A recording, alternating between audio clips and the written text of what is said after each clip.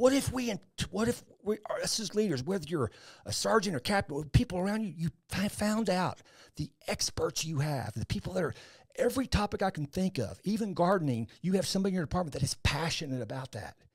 But you lift them up about that passion and put them in play. You change the world, man. But now we have people on assignments that are not there because they're the experts, they're there because they're somebody's friend or their good old boy or this and that. Get rid of that. Empower the experts. We have some of the finest men and women on this planet that work in police departments right now that have been told to shut up. We have got to stop that, man. And by the way, here's the irony. I gave up. I mean, I had a couple ideas on that car that made it, but my original idea didn't make it because these guys came up with better ideas. At the end of the day, even though I gave up that power and I empowered these guys to get them fired, it took a while to get them fired because they were scared. They didn't want to offend the major and all this crap that we tell people.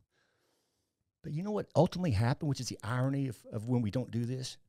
Guess who got the credit for that and who got that? Of course, it was me. I didn't want it, but people looked at me because I ran it. So if you do that, you're not giving it, you're not hurting yourself. You're helping yourself. Some of the best years of my career was when I had people around me that were great at what they did, and I said, get after it.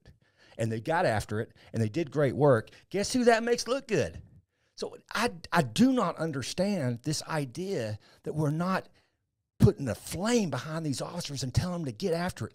We're doing it so little, most of them got to go do podcast or do a side gig or run a business just to use their talents. Why don't we use their talents inside law enforcement? And you're talking to a guy that out of 30 years, my talent was used maybe 5 or 6 years of that.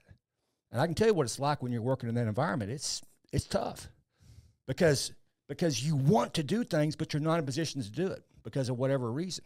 And I thank God for the 5 or 6 years. A lot of people don't have that many years. There's people that go through their entire career and nobody even knew that they were an expert in this or that, right? Because nobody asked. More or less, they don't even know their spouse's name. They didn't even ask that. And so we have to know our people. We have to empower our people. We have to care for them. If you don't care for them, you're never going to do that.